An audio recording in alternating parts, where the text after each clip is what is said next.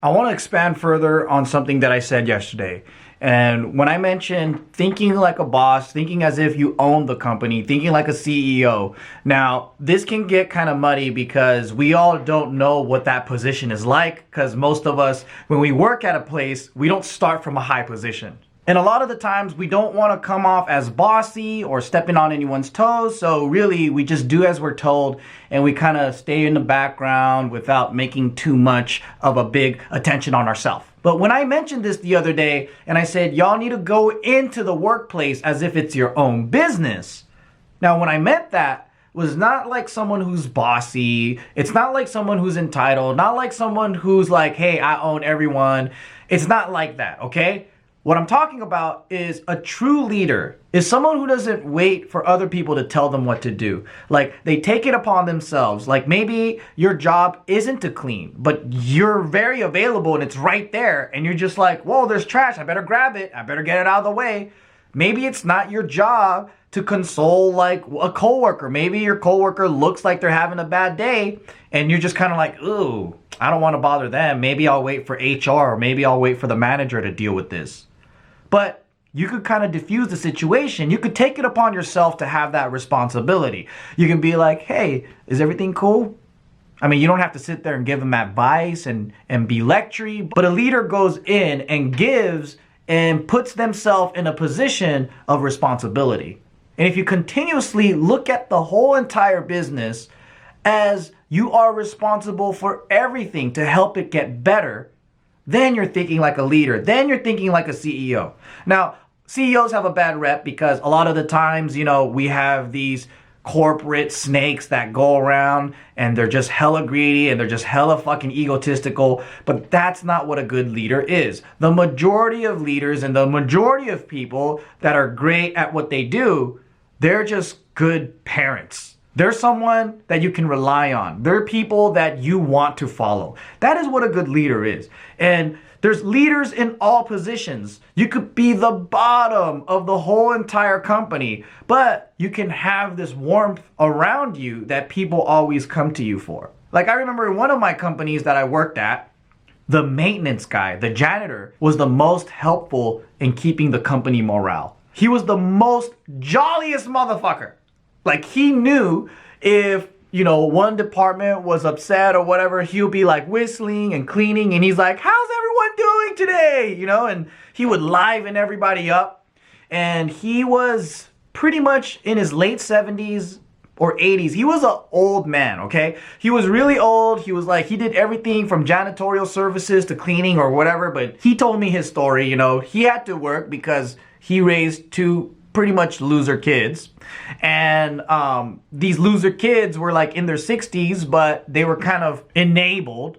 And he had loser grandkids as well. So he was the maintenance man, pretty much still taking care of his whole entire family at like 70 something years old. And I worked with him on a project one time where we had to create some like mats and we had to do some like cement thing or whatever in the driveway part. And I remember working with them early in the morning because the boss asked me to help him out.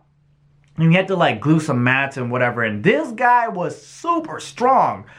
And it was like 5:30 in the morning, 6 in the morning. I forgot what it was. It was buttfuck early. I was grumpy, but he was up and positive and happy. And I know that in his own way, he was a leader because although he had like a position that was kind of not respected, right? Everyone respected him like he was the grandpa of the company. And I remember people would go to him with their problems and he would go in and he would help diffuse situations. He actually won awards within the company and he forever has a job there. And he secured his position like crazy. And not only that, people shower him with gifts, like from Christmas to all these things. So even though he might not have a super high pay, I think just by his involvement and what he's given, like socially, the love that people have for him, the gifts that they give to him, all this stuff, right? I think in return, that value is way much more than an extra $10,000 a year. And I saw him as someone who was actually a true leader because he was very, very vital to the company. And I think we all saw that. We all saw that he wasn't just a maintenance guy,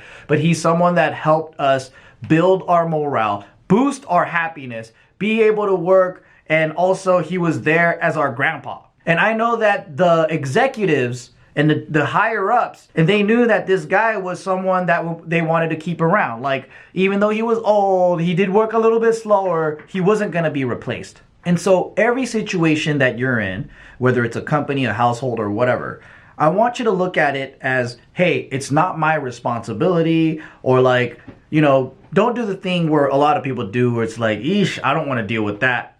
But try walking into the fire. Now, obviously, if it's none of your business, meaning like there's some serious drama going on or someone's about to get fired and you're being like a nosy office person, like stay the fuck away, okay? But if there's something that you can do, you can gradually build this relationship with people. You can gradually build more responsibilities for yourself. You can gradually become a vital role to the company.